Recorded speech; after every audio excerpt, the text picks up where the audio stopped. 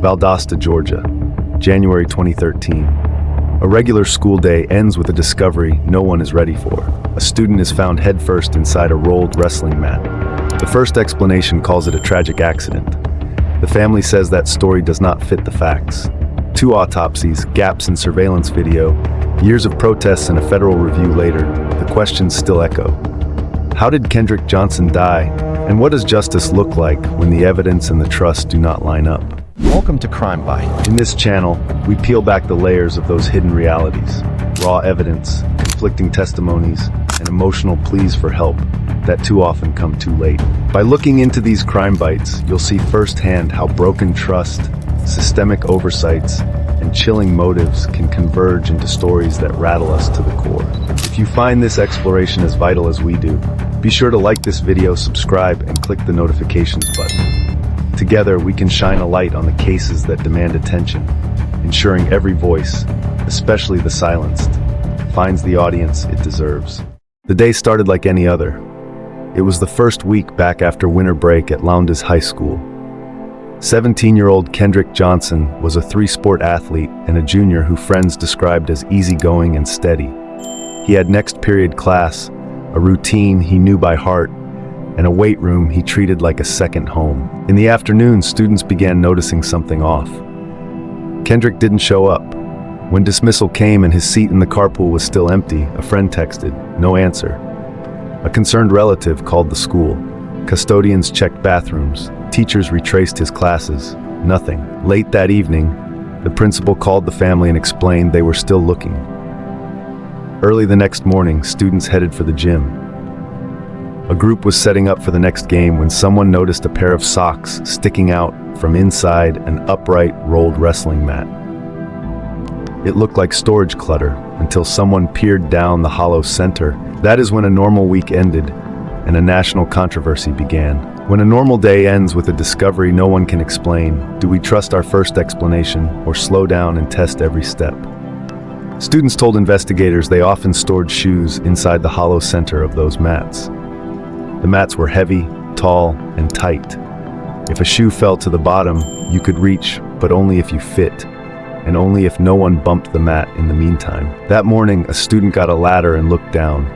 Inside, headfirst, wedged vertically, was Kendrick Johnson. He was unresponsive. Officials sealed the scene. They photographed the mat cluster. They took notes on positions of shoes, a stray hoodie, a textbook, and smudges on nearby surfaces. The immediate working theory from local investigators was accidental positional asphyxia. The idea was simple and grim. Kendrick went to retrieve a shoe he kept in the mats, slipped headfirst, became trapped, and could not breathe. Once inverted, chest pressure and the angle made it impossible to push back out. Seconds turned to minutes. The family did not accept that explanation. They asked pointed questions. Why would he go into the mat that way? Why didn't anyone hear him? Where was all the camera footage? And what about what they called inconsistencies at the scene? If mechanics can explain how a person suffocates in a tight space, does that make the how the why? Or do we need more? Don't forget to like, subscribe, and click on the notifications button for more. The Georgia Bureau of Investigation conducted the first autopsy. The official finding, accidental positional asphyxia. According to the report, there was no fatal trauma consistent with an assault. The manner of death was accidental. The Johnson family immediately challenged that finding. They commissioned an independent autopsy. That pathologist reported blunt force trauma to the neck and suggested the possibility of foul play. 2 autopsies, 2 conclusions. One family now doubly resolved to push for answers. Then came the discovery that ignited outrage far beyond Valdosta. When Kendrick's body was exhumed for the independent autopsy, the torso cavity had been filled with newspaper. The funeral home stated it had never received Kendrick's internal organs after the state autopsy and used newspaper as a cavity filler, a practice regulators later called substandard, but not a violation of rules at the time. To the Johnsons and many in the public, it symbolized a cascade of mishandled steps that undercut confidence in the case from the start. Local officials repeated that the cause of death was accidental. The family said no. The divide widened. Share your thoughts in the comments section. When 2 medical findings diverge, which should carry more weight? the state's chain of custody, or a second opinion free of government oversight. The school released hours of surveillance video. People online noticed gaps and jumps. Clips started in one moment and picked up minutes later. If cameras were always rolling, where were the missing frames? Technicians explained that some of the campus cameras were motion activated and many were unsynchronized. One camera's internal clock might read several minutes ahead of another's. The mat storage area had no direct camera coverage. As technical reviews trickled out, some apparent gaps were explained by desynced timestamps and the way motion-triggered recording saves only activity, not empty scenes. But suspicion lived on. When grief meets technology, explanations feel like excuses. The Johnson family and advocates argued that had the video system been robust, its timestamps unified, and its coverage complete, the community would not be forced to take anyone's word for what happened in the hours before Kendrick died. If a camera can't see the exact spot where the truth happened, do the gaps mark innocence by default, or just the limits of the lens?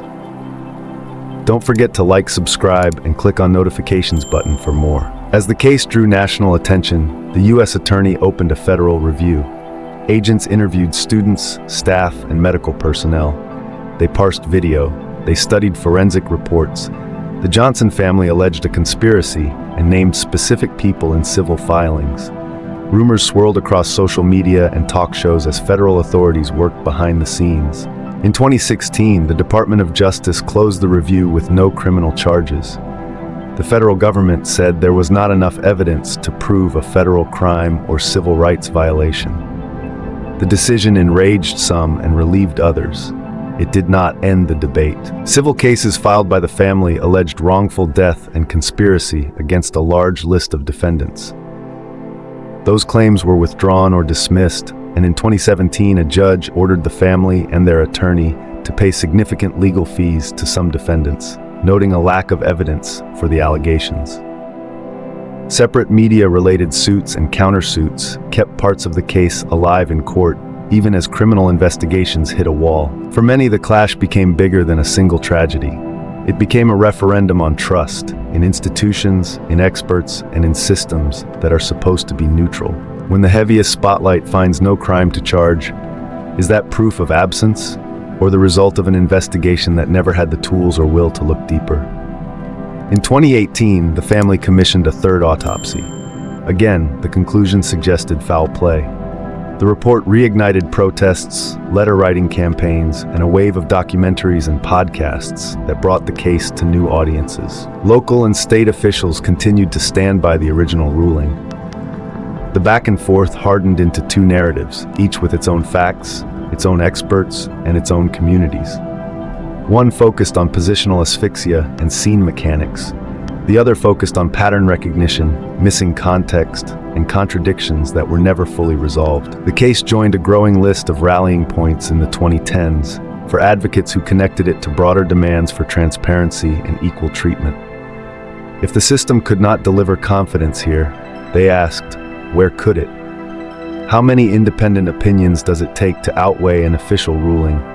Or will the official ruling always carry the last word unless a jury says otherwise? Don't forget to like, subscribe, and click on the notifications button for more. In 2021, the Lowndes County Sheriff announced a new review. He personally traveled to collect federal files and said he would look from scratch, inviting any credible lead. After a 13-month review, the sheriff closed the case in January 2022 and called Kendrick's death a tragic accident, aligning with the first determination. To the family, this was the same answer with a fresh coat of paint.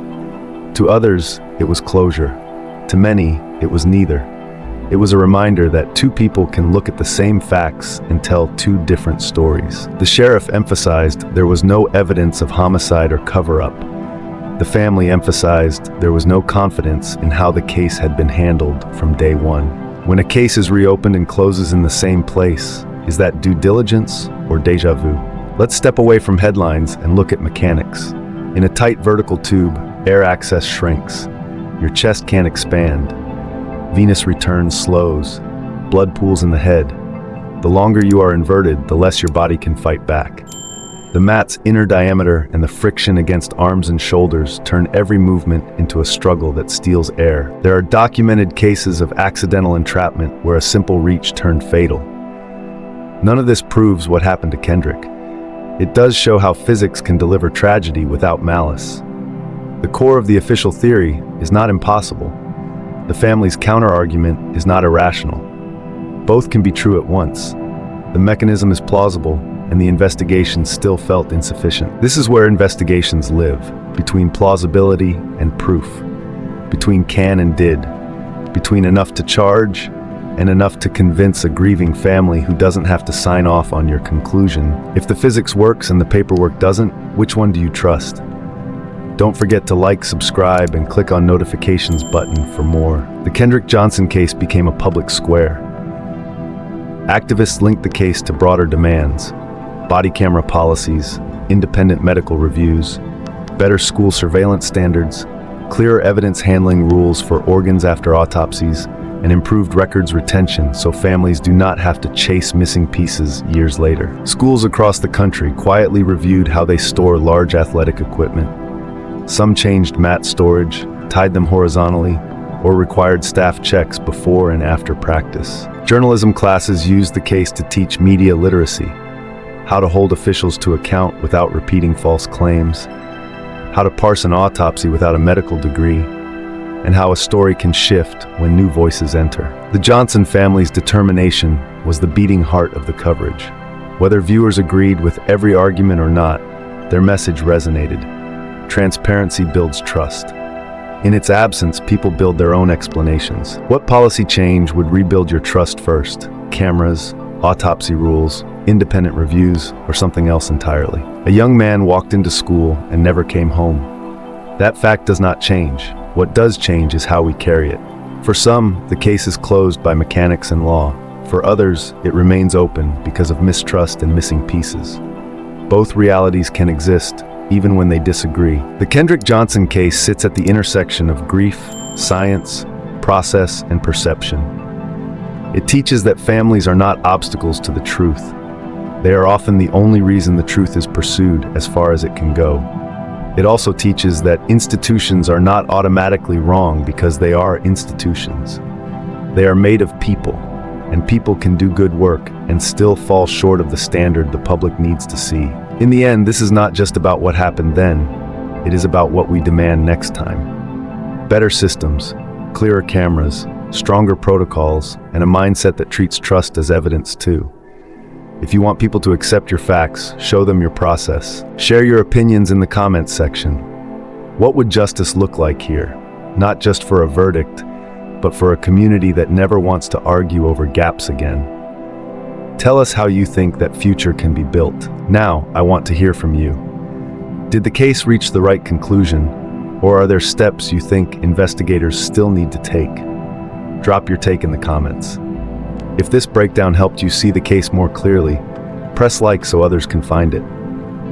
Subscribe and ring the bell to catch the next episode where we rebuild the timeline minute by minute and sync every available camera to the same clock. Stay curious, stay respectful, and keep asking the questions that move a case forward.